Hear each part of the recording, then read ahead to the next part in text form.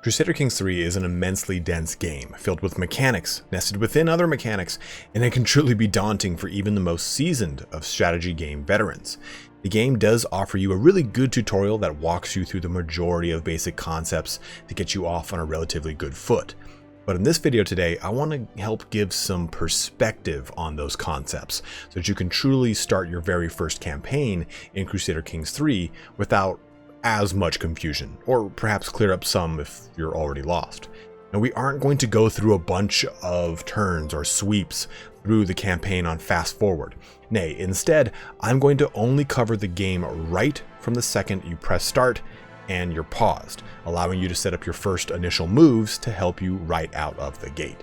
As is the tradition with my videos, I'm going to front load the information, so if you came looking for a specific mechanic or explanation, please look at the chapters in the timeline to find the point you need the most help with. I'll be doing these videos on more dense subjects, so if you still have some questions, don't be afraid to ask in the comments, and I'll get around to help ASAP. Before we get started, I want to just quickly remind you guys, though, that this is entirely okay to crash and burn. This game is built that way. I had to restart my first 2 or 3 campaigns because I just didn't get something that made my kingdom spiral out of control. Don't worry. We've all been there, so stick with it and we'll get through this together. If you do decide to pick the game up after watching this, please feel free to use my link in the description. I do get a lovely commission, but as of the creation of this video, there is a 12% discount and you'll get a Steam key that you just simply place into Steam. But let's get started on your first campaign in Crusader Kings 3. And here we are. You've just pressed new game and you have the screen before you, so you're ready to start your campaign. So if you have in fact not played the campaign at all yet, you've not even touched it, please press this button and play it. I know no one wants to play through a tutorial. Trust me, I'm always like, I don't need this, but this game can be very punishing, and this will at least introduce you to every mechanic on a very base level so that you can at least understand what you're doing before jumping into your first actual campaign. So if you haven't done that, please do it. Now, from here, you get to decide. Do you want to play in 867, that year, or the year 1066? No matter what year you start in, the end date for the game is 1453, so it doesn't matter which one you go into. What really is going to make the difference here is what innovations are active at the time and which innovation level you're starting off in. In 867, you're in that early tribal period, and in 1066, you're in the early medieval period. And to select your first campaign, if you don't really know much about history at the time, you don't really know a specific ruler you want to start with, choosing anyone that says easy is really not a bad option. Like, for instance, here, Duke Vladislav, he starts as a vassal of the Holy Roman Empire. That's a bit of a double-edged sword because you can't pull the Holy Roman Empire into a bunch of conflicts, but no one's going to be declaring war on you because you're part of the Holy Roman Empire, which is huge. It's massive. So if you don't really know who you want to start with, just find someone that says easy. There's always going to be some way that the game will play with you very well, and it'll be very easy to kind of deal with stuff. Or you'll be at such a huge advantage here, like with the precursor to the Kievan Rus Empire with Rurikid. You get the advantage of just being so strong. One thing to note, though, between 867 and 1066, in 867, you're dealing with smaller armies and weaker forts. Just in general, just technology has not advanced as much. So if you are a raiding faction, like say for example Novgorod here, then you don't have to deal with making any claims to anything, and you won't have to deal with as much opposition because forts haven't leveled up as much. So being a raiding faction earlier in the game is much easier than being one later in the game, where it starts to get more and more difficult as people get better and better defenses. But let me show you some rulers that are not on this list that I also recommend for people that are freshly starting the game. To do that, we're going to go down to play as any ruler in 1066. 1066 is my personal preference of starting date. You can choose whatever you so wish. But there are 2 on this map that I really want to point out, and they're actually pointed out by another viewer, Medicine Man 55, I believe. Now, the first one here is Dublin. So the game's recommendation is to do Petty King Murshad. Well, Dublin has got Earl Murshad, and the reason I like Earl Murshad is that he starts out not as the head of his dynasty and family, but as a, not a claimant, but he is the son of this guy, Earl Dyrmate, and I'm sorry if I mispronounced that. Basically, this guy's 71 years old. He's going to die, and you're going to inherit that title. So what the nice thing about Dublin is that it's going to grant you access to a lot of game mechanics quickly and piecemeal, so you won't have to be overwhelmed with them all at once. You're not going to be trying to determine how inheritance even works, because it's going to work for you right at the start of the game for the most part, in the first like 10-20 years. So the nice thing about Dublin is you're going to get used to so many things so quickly, because they're going to be thrown at you one at a time in a nice, good pace. Even Dublin itself is of Norwegian culture versus everything else being Irish, so you can deal with converting a culture in a very relative, safe vacuum. So I think Dublin is a really, really good one here.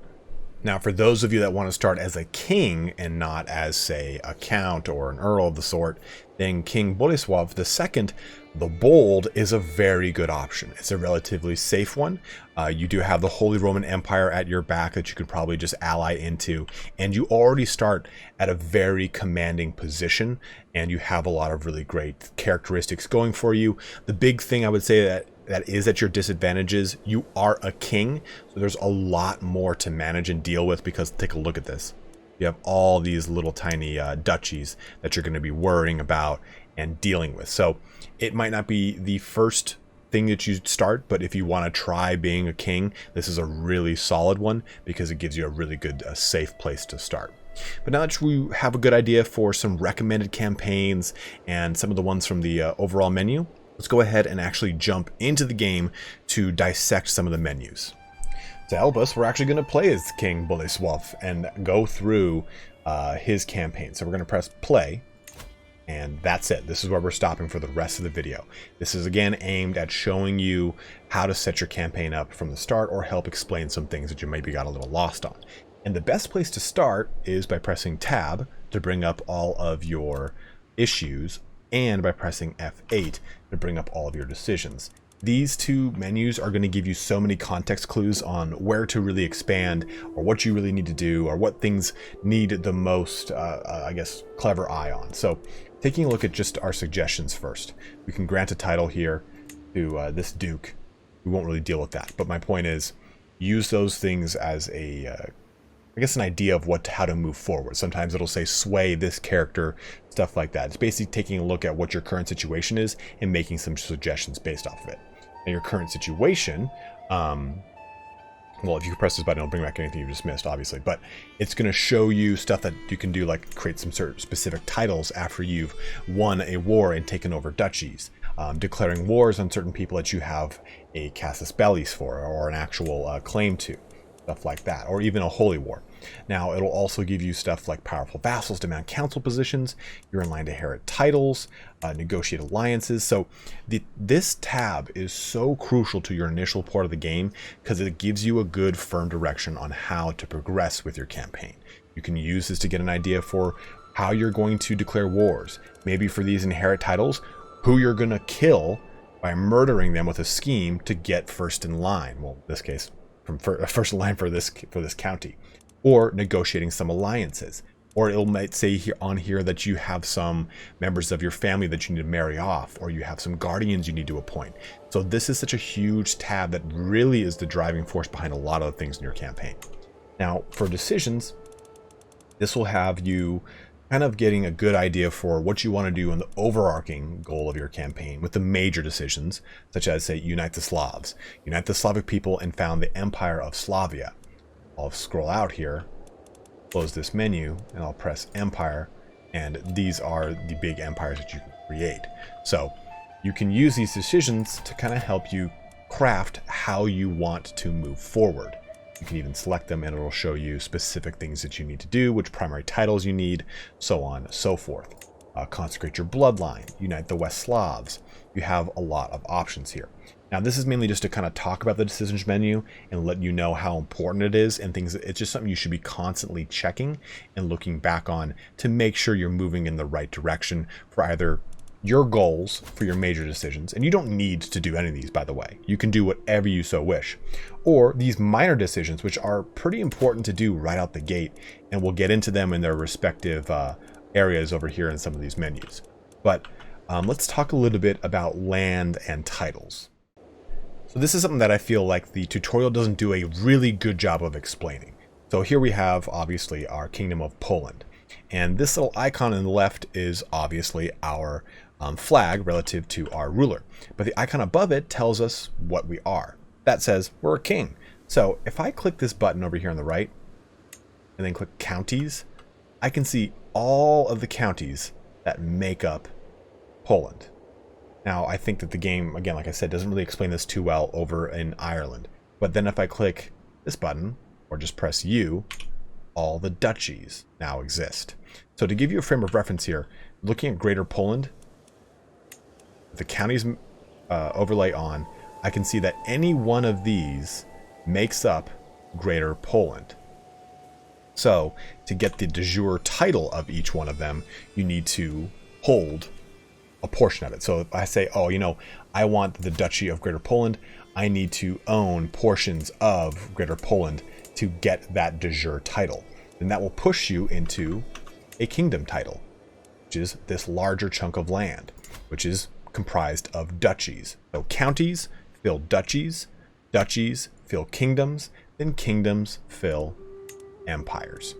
And again, I think that this is just kind of poorly portrayed in the tutorial because it shows you this portion of land over here where, okay, you've got Thomond, Ormond, and Desmond. You press duchy titles and then you get Munster. And I just feel like it wasn't as easily portrayed as looking at a larger chunk of land with more duchies, looking at the kingdom and then the empire progression into that. Because it's a little confusing, kind of knowing what is what and how it all kind of fits together. These de jure titles are really what you're going to be working on the most in Crusader Kings 3. It's really a game not about land, but title acquisition and moving those titles back and forth strategically to your heirs and your sons to make sure that those titles stay with the character that progresses when the character you're playing dies. So for example, I have all these titles and claims to many more. And my player heir has plenty of titles as well and tons more claims. But I want to make sure that when I die, that succession, that inheritance goes over to my heir. And we'll cover that in a little bit when we talk about the realm management. But I wanted to kind of go over the land real quick before jumping into realm because I feel like it's such a huge portion of the game that isn't really explained very well right out the gate. Now here's where things get juicy. We're going to start navigating through the menus on the right side because you should be looking at these right when you boot your game up to get an idea for what you need to do to help out maybe your vassals or what you need to do for your military, so on and so forth. So our first step here is realm management. So we're going to press F2, bring that bad boy up. So we can see now all of our vassals.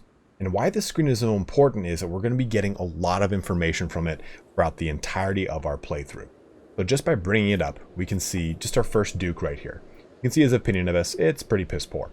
But we also can see he's a powerful vassal, and he expects to remain on the council that he's currently on. We also get his feudal contract, which tells us his tax levels are both normal as well as his levies. It can be edited through a hook, which the tutorial pretty well explains. But then you can say, okay, I want high or low on some of these things.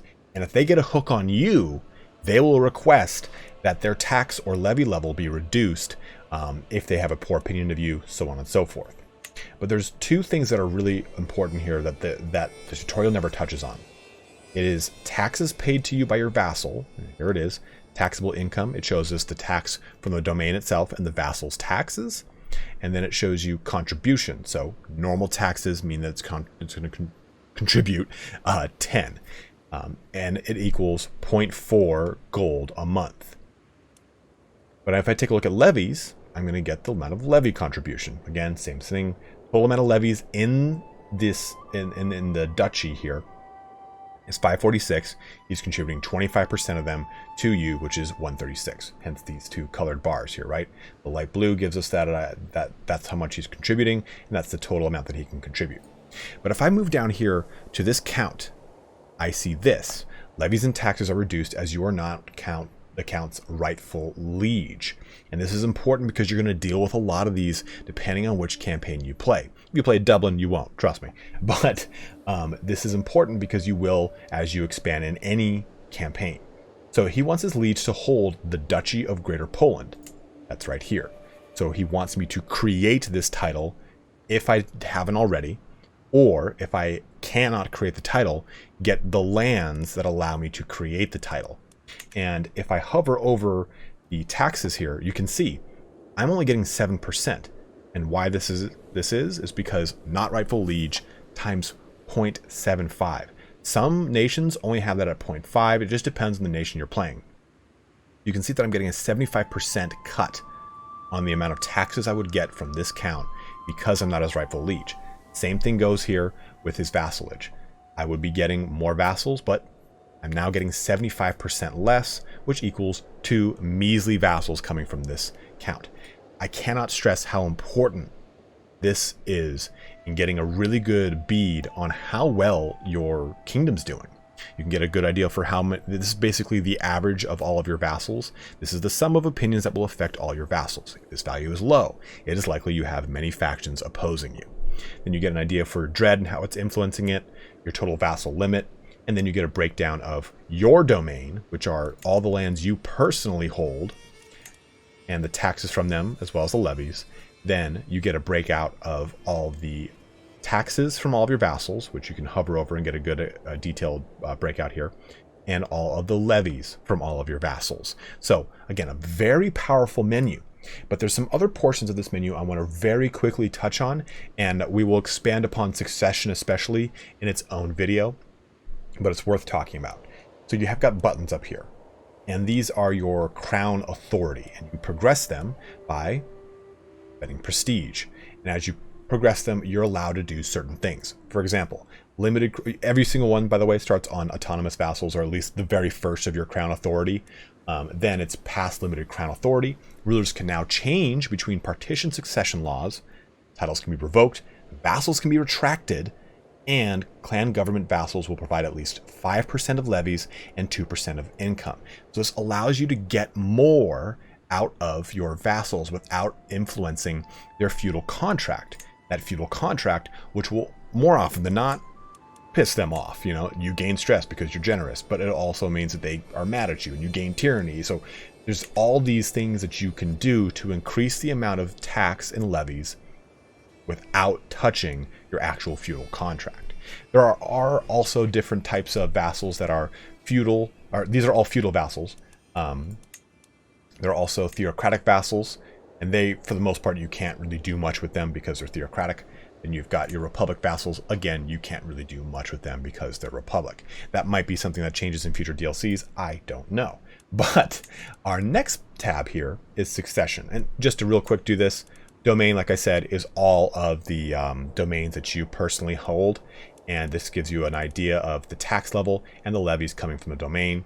Development is basically how well developed that domain is. The higher the value, then the better the infrastructure. And also it says increases levies, tax, and supply limit gained from a county. And then your control is pretty much how happy the people are. If it's a lower percentage, then they will give you less taxes and levies. And this is not just true of your domain only, it's everyone's domain. So you always want to be checking the relative control by just jumping onto land and clicking on holdings and seeing, okay, good control, good all the way around. But the last tab here is with succession.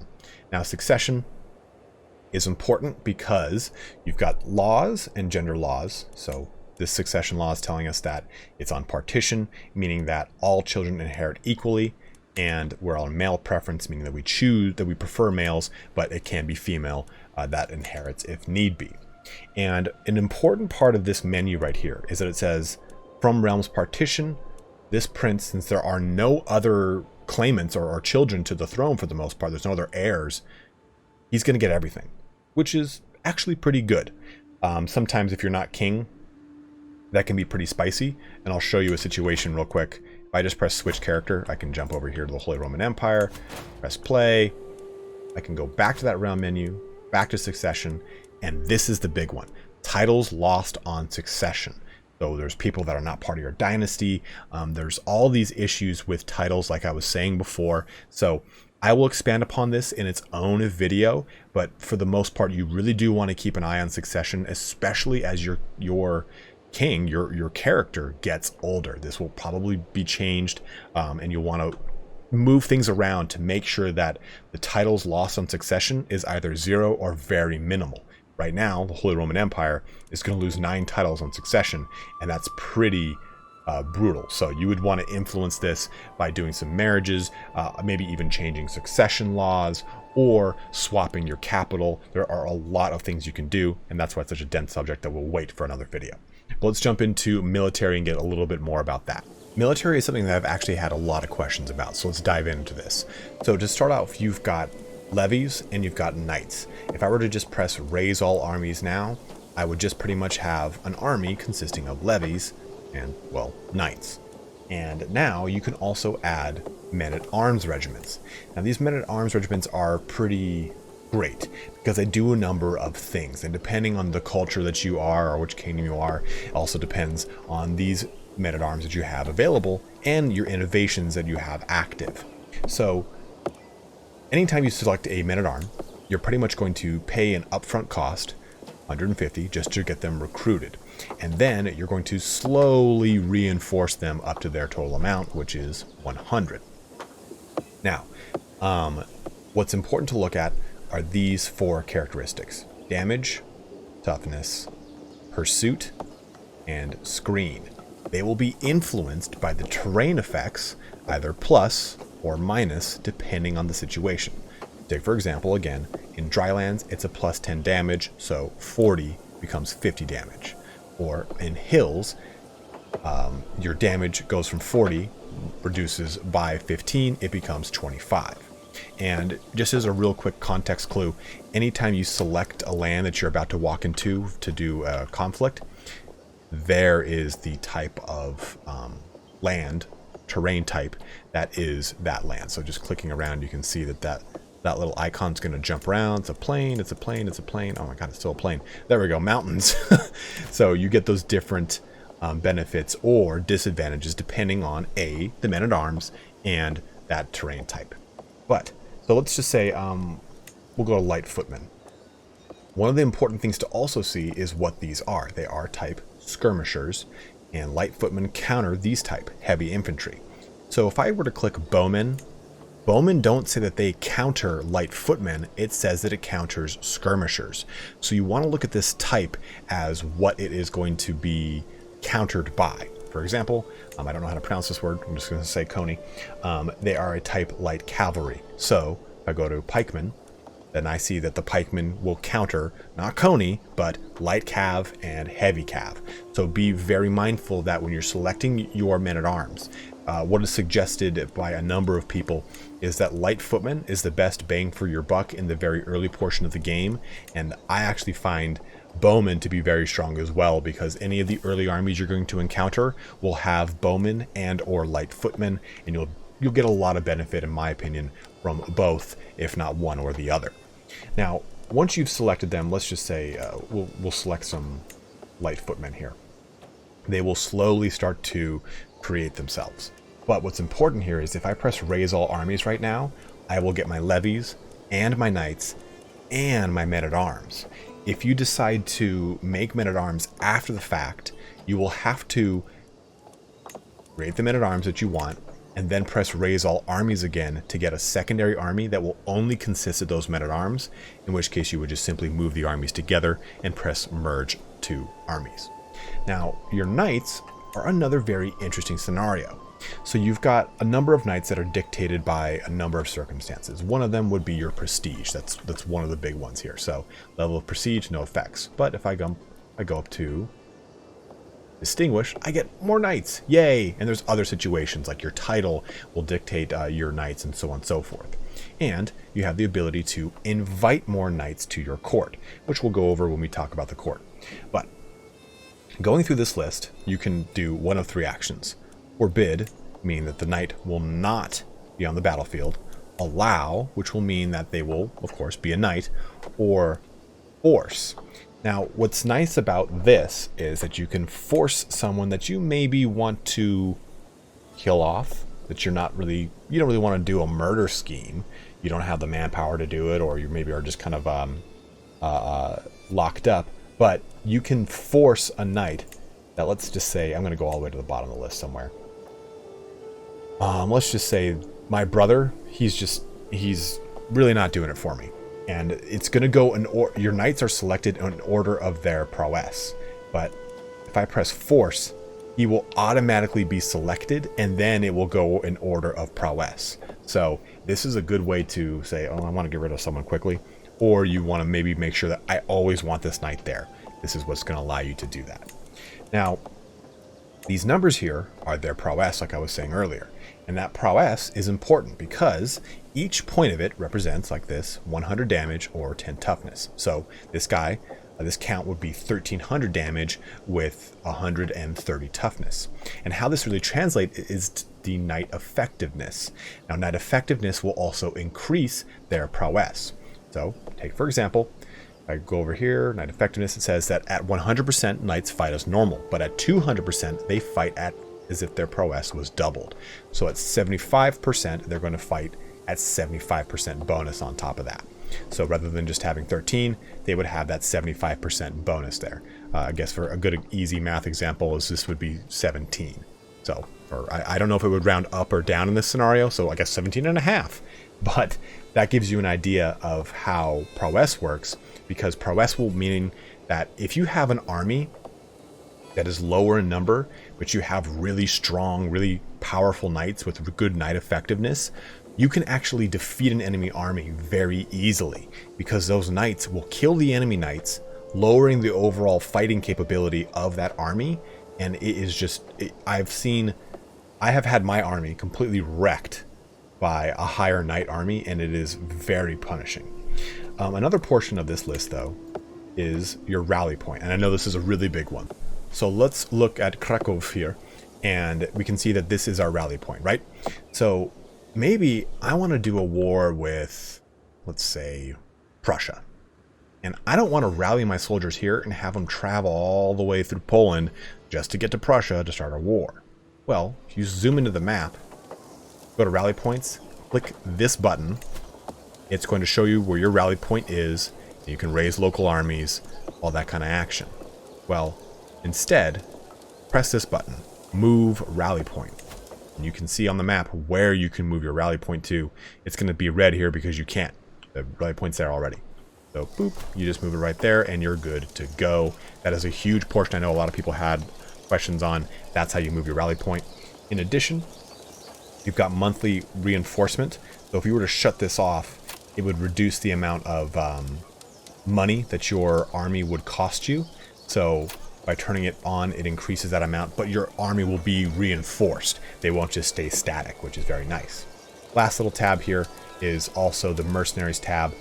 This isn't just a single band of mercenaries in the sense that you're recruiting a single man-at-arms, is what you might be confused by when you look at this. You're actually getting an army consisting of 783 troops with 2 champions and a high quality with 446 levies and this men-at-arms. So if I go to the very bottom, the Band of Arrow Rain, I'm getting all of this. So be mindful of that. If you do decide to choose any mercenaries, you're not just simply getting a single band, you're getting an entire army to go with. And there's also holy orders, but that kind of requires a little bit further detail and information. If you guys want a video on that, I'm more than happy to do so. But let's jump now from military into your council. You will be spending a lot of time with your council to try and manipulate the map as best you can. So it's a good idea to kind of really have a good sense for what's going on. So to start, we're going to talk about your queen. And you might be lucky enough to have a really solid queen out the gate, but let's go over this real fast. If I click her, I can see all of her skills, stats over here on the left. Now, she's got diplomacy of 10, martial 8, stewardship 10, intrigue of 7, and learning of 6. Now, what this really means is that if I go to assist ruler, she can use all of her skills to assist any one of these positions that you need to have her assist. And you can see this value here.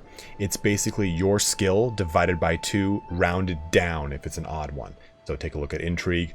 It is 3. So it's 7 divided by 2 is 3.5, rounded down to 3 for Court Intrigue. So if you're ever wondering where these numbers come from, just simply look at her stats and divide by 2 to get an idea of how she would assist all these other positions. You do have this ability though, in which case she can just simply assist the entire thing. So she can just pretty much help everyone. So she'll give a little bit of her skill to everyone, 2, 1, 2, 1, 1. So not a whole ton, but it's enough to just kind of maybe bump someone from average to good or good to excellent, depending on what their skill's at. Which brings up another point. These icons in the upper right will denote how proficient that they actually are at what they're doing. And it's pretty cut and dry of who's the worst here. Prince Vladislav is not great with a rocking diplomacy of 3, which the game even tells you is terrible. And usually that's influenced by any of these skills or traits that they've got as a part of their character. And we'll talk a little bit about those when we talk about marriage. But your clergyman, your individual in this, your theocracy is maybe a good way of looking at this. This individual can influence religious relations, so you can increase your piety and give you additional piety per month. They're usually set to this by default. Also, you've got the ability to convert faith in a county. So if I click this, I can convert a faith. Everyone, though, is Catholic in Poland, so I don't have to worry about that. But let's just say I was down here in Apulia, where these portions are actually Islam. Well, you would use this character to convert the faith of this location. Also, you have Fabricate Claim. Now, why this is so important is because claims pretty much dictate your expansion in Crusader Kings 3. So if I want to expand into Prussia, I better have a claim on some sort of county or have a title that my character just has by whatever nature or marriage that granted him that title. So in order to fabricate that claim, I would select this, then choose one. I already have a claim on these, it tells me right out the gate. But it'll also tell you your progress, so it's color-coded for the most part, but let's just take a look at this. This is a monthly progress of plus 15.6, and it will complete in a year. Or if I can go over here, this will complete in 6 years because it's got a monthly progress of 6. So you can take a look across the whole map, what you have a likelihood of claiming quickly or slowly. Now, there are 3 types of claims. I'm going to bring up my character to express this. There is the pressed claim, which is a pretty good, legally strong claim. If you have a son or an heir or pretty much anyone who, it's actually relegated to children, when you die, that child will have what is called an unpressed claim. Now, the unpressed claim is not so great, meaning that if your child were to die without pressing that claim, and pressing it makes it valid for the most part, then that claim is lost. You have to refabricate it or create it again through marriage, however you got it in the first place. So basically look at it from a hierarchy standpoint. Pressed claim is the best. Unpressed claim means that it's on a little bit more of a timeline. You better use it this generation or you lose it. Followed by implicit claim, which is kind of in between these two. So if you have a pressed claim, then you have a child, then they have an implicit claim towards, say, I don't want to mispronounce something again. I'm so bad at all these Polish names. I'm so terrible. I'm so sorry, guys. But let's say I had a pressed claim on Greater Poland. Well, my child would have an implicit claim on Greater Poland because when I die, he would then gain an unpressed claim. So hopefully that doesn't confuse you too much. Moving over to your Chancellor, we have the ability to increase foreign affairs or domestic affairs, and this is just pretty much going to increase the opinion of those situations. Domestic, of course, or foreign. Now, one thing to note, with every single one of these actions, you'll see possible side effects. Possible side effects. Possible side effects. Well, you might actually result, if you have terrible skill, you might actually butcher your opinion with someone domestically, or worsen a feudal contract, meaning, like we said earlier, you get less levies or taxes, or a loss of crown authority. So you really want to make sure the people in these situations don't have, well, terrible skill, because that increases the likelihood of a bad result. Take, for example, just looking here at domestic affairs. Possible side effects are all negative here. Well, this guy, this archbishop, he's got good learning. So possible side effects here are all positive. So take those things into effect. But also note that swapping a chancellor or a steward or a spymaster or marshal, any one of your counselors, is going to infer an opinion penalty on that individual. At the same time, though, if I take a look at this opinions of you, it will also increase some individuals. Take, for example, this guy, Count Marion. He wants a seat on the council. Well, if I make him a council member, it's going to give him 40 immediate opinion, but it's going to knock down Prince Vladislav's down to probably by 40 as well. It'll even tell you, if I press this button, see, oh, so Prince Vladislav will lose 20 opinion of you for 10 years, because he also wants a seat on the council. So know these things before you press the button. Make sure that as they say, the juice is worth the squeeze. There's also your steward. They can collect taxes for you, which is probably the way you want them for the most part. They can help out in developing your country or your county. And honestly, I wouldn't really worry about buildings too much until you get a good amount of income. And majority of the easy campaigns make it so your lifestyle goes kind of defaults towards military. So until you have a high amount of income, don't really worry about developing your holdings. The tutorial campaign allows you to really go crazy with this. But I wouldn't do this just yet. Keep them on collect taxes. Then there's also promote culture. So let's say, for example, everything here is Polish, but again, just to use, let's just say over here, this is Czech. Well, if I control this land, I'm probably going to want to influence these cultures to Polish, so I don't deal with any kind of control issues that will then influence my levies and my taxes. Everything in this game is like painstakingly interwoven, and as you play and get acquainted with the names of everything, this will all make a lot more sense to you. But I just want to try and connect the dots so that you get a good idea of what's going on with these cultures, with this control, with this levy, with these levies, these taxes, all this stuff. Now your marshal is going to be used a lot in your campaign because he has this ability, increase control and county. This will basically make it so that any county with low control, and like we said earlier, control will dictate your levies and your taxes, you can use him to increase that control. Popular opinion will also affect your levies and taxes, and that can also be caused by a crisis of culture or faith. That's when your steward will come in. But control is going to be influenced by your marshal. Your marshal also can do two other things. One is organize levies, which is going to help out your levy size, garrison size, and reinforcement rate, which is great.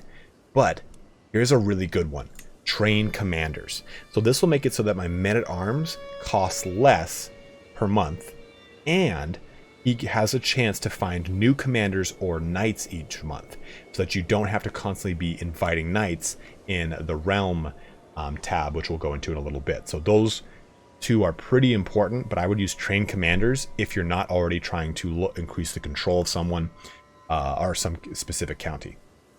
Lastly, we have the spy master, who is going to be pretty crucial here to pretty much making sure nothing goes wrong in your realm.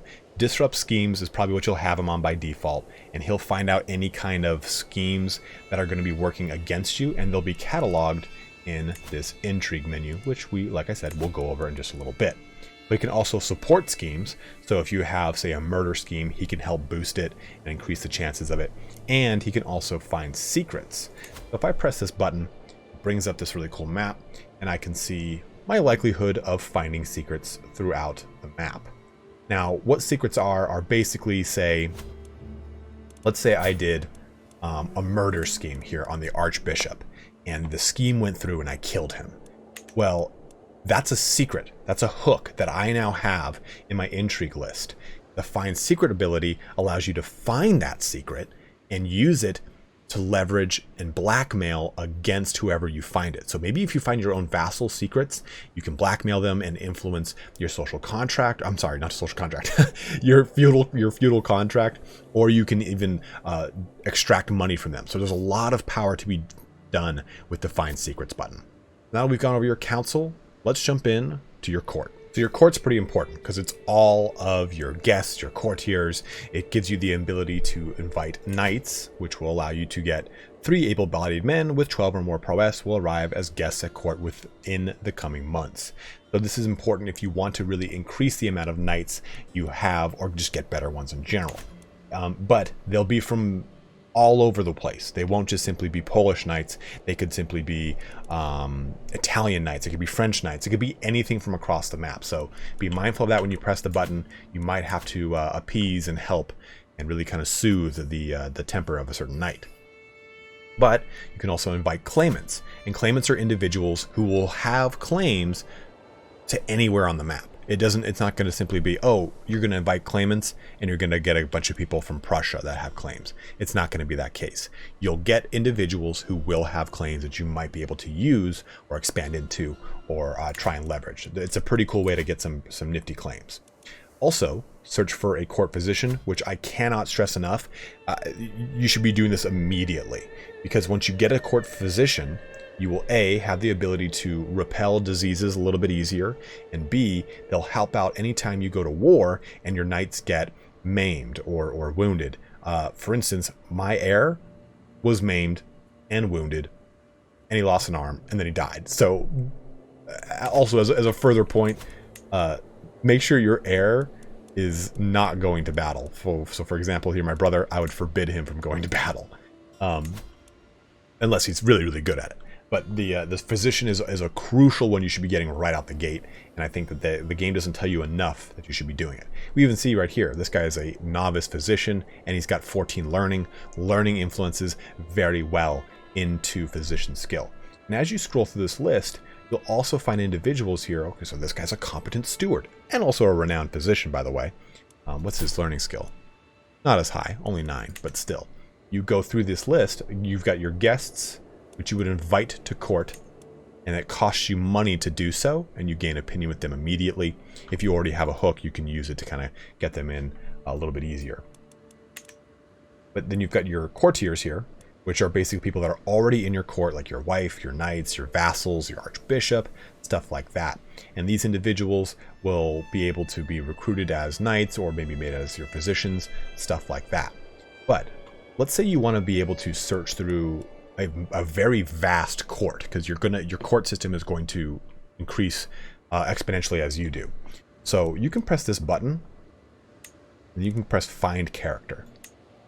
And this is going to allow you to search the entire world, your top realm, which is Poland, your realm in specific, all of your vassals, and then all of your court.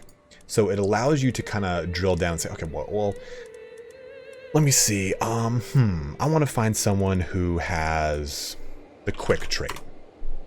Oh, I'll type it in properly and select it. Okay, well, these are the people in my realm that have got the quick trait. So using this is a really powerful tool to navigate through all of your vassals, your courtiers, your guests, everyone in your court to find out maybe a specific trait you're looking for someone to get married with, certain things that allow you to kind of navigate through. Outside of your court, there's this button, which is prisoners. And anytime you go to war, you might claim prisoners, or you might siege a castle and get some prisoners. They would be in here and you'd be able to either execute them, negotiate them, or negotiate their release, torture them, ransom them. You have a whole bunch of options, but that's where your prisoners would reside. Now we've gone through your court, let's quickly jump through the intrigue menu, because it's going to be pretty fast. There's not a whole ton to talk about right there, but I just want to give you a quick rundown of it. Intrigue is divided by 2 scenarios, your schemes and then your hooks and secrets. You've got hostile schemes, which are obviously you making a murder. Personal schemes, which are you trying to sway someone, or maybe you're trying to... Oh, well, seduce was another one. So it basically breaks them down right here by personal and hostile. But anything like that would go into these relative scheme selections. Then discovered secret schemes. So, going to council, going at disrupt schemes, any schemes that he discovers are then going to be cataloged right here. And once he discovers them, I'm going to just press murder on this guy. You'll see the person that it was against, and you'll see the predicted success rate and the predicted secrecy. And both of these values will be reflected in your discovered schemes section here.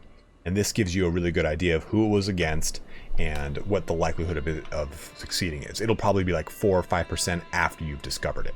But I just wanted to give you an idea of what goes there. But lastly, you've got hooks and secrets. So as you play through the game and you release people, you'll start to get hooks from them. You'll start to learn secrets as you deploy your spy. You'll have hooks against you, and then you'll have your own secrets, which are basically hooks waiting to be hooked. So like I said, if I were to kill my archbishop, that would become a secret of mine. If I dealt with a certain dilemma, it would create a secret. And that would then create either a lesser or a weak or a strong hook against me, depending on the severity of the secret. And then, of course, the secrets that I then discover by my spy master. So the intrigue menu, not too in depth, but I wanted to just quickly brush through it, talk about it real fast here so you had a better idea. Let's quickly talk about lifestyles, then we'll talk about probably the largest portion of this video in marriage and alliances before closing things out. So lifestyles are pretty much like essentially choosing a specific experience path for your main character. So to start, let's look over here at our skills. Learning is 9, intrigue is 7, stewardship is good, martial is 21, and diplomacy is 11. Like I said, the majority of campaigns that are noted as easy will have a very high martial skill for your starting character. And that's not a bad thing. I think learning the game through military is pretty fun and also easy. It gives you a really good foothold. But you can press this button up here or the one down here. Now they went through this in the tutorial, so I'm not going to go too crazy with it. But martial is pretty much the way that the tutorial wants you to go, and it pretty much says, hey, this is what we recommend because your character has such a high martial ability. But some things you should really look at are these other branches because they are very important. And not all characters are going to be really good at martial at the gate, especially your heir is not guaranteed to be an amazing martial military combatant. But diplomacy is a really strong one. And also stewardship is amazingly strong. Look at this. If I choose wealth focus, oh no, don't press the button. I'm already getting 10% increased income. And one of the strongest ones of the wealth focus is golden obligations. So rather than taking my hooks and using them to influence feudal contracts or maybe my schemes, I can use it to just get money. I can extract money like crazy from people, and it really can get out of control fast. I think it's something like 100 gold per scheme. I know that a Spiffing Brit did a video about this, and I'm not sure the entire details of it, but I know that golden obligations is a really great way to get a lot of really early money very fast. But really take a look at these before you choose your lifestyle. Don't just default to martial unless you're really confident in that being the step that you want to take with your campaign. I don't want to influence your decision too much outside of what I think I already have with stewardship and golden obligations, but make sure you're choosing ones that play well with your skills and your traits that you have in mind for your character. Like this guy is just skilled tactician, force fighter, strong. Okay, well maybe he should be martial, but your lifestyle is really pretty much how your character is going to progress for the next 5 years. You're locked into this, right? Can only be changed every 5 years. And it's not going to tell you to change it. After you get this gauge, I'm going to go ahead and select strategy focus. This little bar here will start to fill up all the way around. And at that 5th year, it even says, wait until September 15th, 1071 to select another one. You'll get, hey, you have a talent point you can use. At that point, you can now switch your focus. So if you want to stay on that track, go for it. It's usually good to kind of get all the way down to the specific perk. You can pick it up. For example, Gallant here. Actually, the strategist, we'll go here. Strategist would have given us 1 diplomacy, 3 more martial, enemy fatal casualties plus 25%, and crosses water without advantage penalties. Yes, so you do get a lot of really great advantages here. And you can also reset your perks if you so wish. But this does give you stress. And I haven't touched on this, but just a real quick, stress levels as they go up. Each time you tip into the next tier, you will be dealt with a dilemma that is way more catastrophic than I thought it would be. Basically, the dilemmas are reduce your stress, which will actually drain your coffers or affect all of your vassals or your entire court even, or ones that will just simply increase your stress if you decide to ignore it, leading to another mental breakdown. So really manage your stress as best you can. That's like a hard and fast tip before we jump into our last subject here in marriages and alliances. So to do this, we've actually jumped over to Sicily to talk about the Normans in Apulia and Calabria. So we've got our son here, Beaumont, and we're going to talk about how to really deal with marriages. And I wish it was this easy in real life, but you simply press a button and it boots this thing up, and you can pretty much take a look at all of the available marriages that you have, at your disposal. Now you can sort this by a number of other things like the tutorial outlines, but you should really kind of look at your alliances to nations that are relatively close to you. For example, we can sort this by alliance power, and I can choose Normandy and basically marry into the Duchy of Normandy and really get this going with our our original homestead. But okay, if I get into a war, they're going to have to abandon their fight with England, and it's also going to pull me into that war, and they're going to have to charge all the way from Normandy down to Apulia. For example, in Poland, you wouldn't want to have Sweden as your ally. That's actually not too bad. Norway as your ally, because it's going to be quite a haul for them to get to any of your enemies in Poland. So when you're deciding for your spouse, alliance general location is important if you're trying to strictly marry for alliances. But what I would say to do for all of your kids, especially the ones that are going to be in your direct lineage and your direct dynasty, the faction that you've started, basically, look for the traits that they matter the most. So what I'm going to show you now are a series of traits. I'm actually going to bring my main character up to show you this real quick. So you have different traits. You've got personality traits, you've got education traits, you've got lifestyle traits, and then lastly, you've got congenital traits, a physical trait as it were. Congenital traits are the important ones here because these are the ones that get passed on between two people. So I think, does she have any? No, she does not. So there are no congenital traits between my wife and myself. But my spouse, or not my spouse, sorry, my son, also no congenital traits.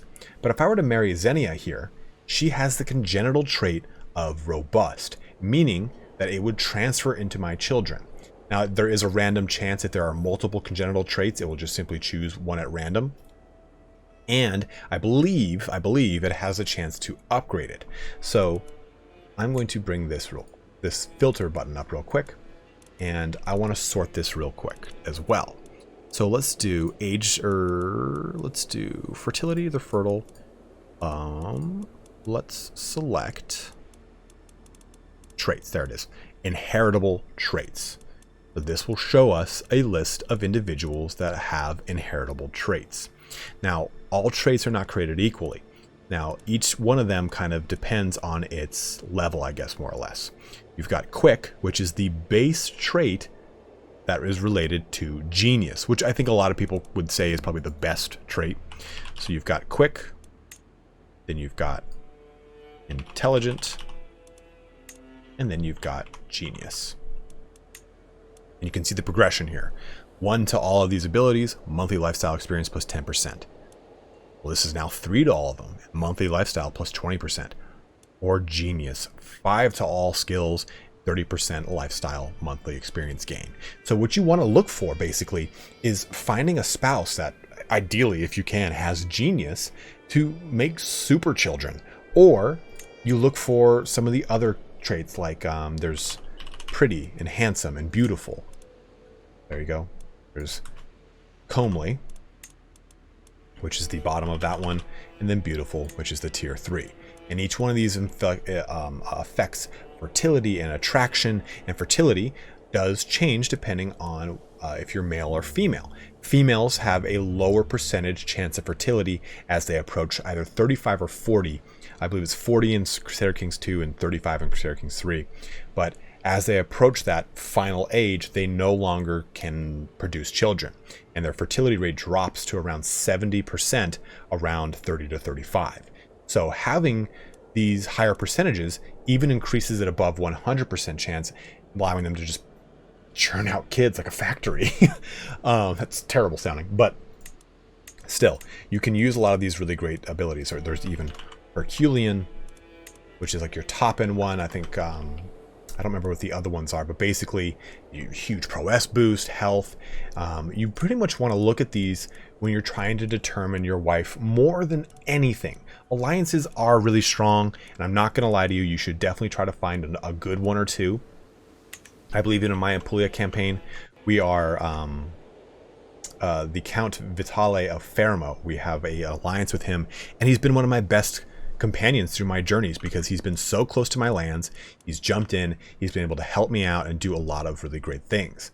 But really think about the future for your campaign and for your dynasty. You're not just simply marrying to alliances, because those alliances can dissolve if that character dies of old age, or if they die of, say, getting killed in battle, whatever the situation is. So if you marry, if you have a male child marrying a woman, then that woman has the chance of she'll keep that alliance going as long as she doesn't die randomly, or your child doesn't die randomly. So alliance is not a surefire thing.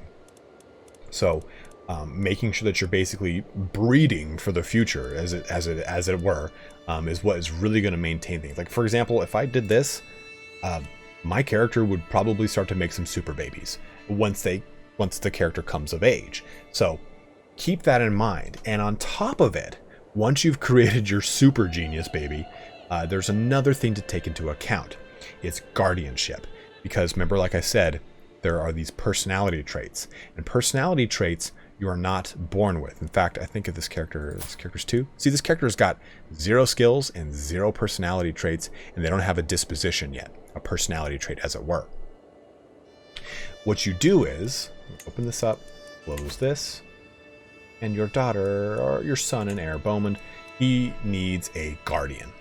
Well, he's going to be my heir, and maybe I want him to be, taking a look at him now, he's already wrathful, cynical, and brave. Well, I can choose a character that either counters those things, or one that maybe makes him a better combatant, like mine, Brilliant Strategist, which is an education trait. Gallant here, which is a lifestyle trait that he can't inherit, but still. You can use these education traits and these personality traits to influence your kids, and that's really important, because yes, the congenital ones are massive. They're going to give you a huge skill bonus, but using the ward system, the guardian system, can help you influence that child overall. They're going to help the skills as well. So let's say I wanted to choose here this guy. This guy's got a great military ability, high martial skill. He's got brilliant strategist and flexible leader. He's brave, he's content, he's deceitful, but that is what that is. He will pass these things on to my son. And on top of that, another little caveat here is that, let's say I have married, let me just choose randomly, a Polish woman. And my entire culture is Norman and Catholic. Well, let's say then my child has a child with this woman. Or, I'm sorry, my child goes to Eugenia to be trained, to be warded, to be educated. Well, then that child has a chance to become Polish. So whoever you're assigning your ward to, make sure it fits with the religion and culture of the child that you want to keep following the religion culture you are. Otherwise, they have a chance of secretly even becoming that culture. And you won't find out until you take over control of that character, if they're your heir or whatever the situation is. So setting your dynasty up for the future is so important, and you do that right here in your betrothal portion and in the ward portion, and making sure they're going under the right people for education and they're getting the right congenital traits right out the gate. with all that being said, hopefully you now have a better understanding of Crusader Kings 3. And honestly, you're not going to get it right out the gate. You're not going to, like I said, you're not going to jump into this and be able to know what to do. You're just going to stumble through a lot of things and you're going to fail, and that is okay. Like I said before, do not get frustrated. Don't let the game beat you. It is complex, but once you can start to put things together, something will click and you'll just get it. It'll just make sense very quickly. And I know it seems so daunting right out the gate because you've got all of these buttons to press and all this crap in your way. I didn't even go into like titles and claims and how much of a headache that can be, but play through it, learn it, fail in it, and you're going to learn how to play very quickly. It took me really like failing this Apulia campaign like 2 or 3 times before I finally got it off the ground working the way I wanted to. Don't be afraid to just kind of crash through stuff. And if you don't understand something, press save game, save it, and press the button and find out what it does. And if you, oh, okay, well now I understand how that works. Reload and just try it again. Like, there's no shame in save scumming a little bit when you encounter decisions or certain things that you want to do with your campaign to discover what actually comes of it, or what the results are, or how it actually influences the game. So play with things as much as you can, break it, and then rebuild it in the way that you want it. That's the best way to go about Crusader Kings 3. But as always, guys, thank you so much for watching here today. If you want to know some more about Crusader Kings 3 or you have any other questions, go ahead and leave a comment below. If you do like these types of videos, I will be doing another deeper dive onto probably inheritance and succession laws. I think that's probably one that people are very stuck on. But go ahead and let me know anything else that you are stuck on in the comment section, and I can hopefully do a whole video on it if I can't explain it quickly in a quick little typed up comment. But as always, thank you so much for watching here today. Don't forget to like, subscribe, comment below, all that fun action. But have a good one and take care.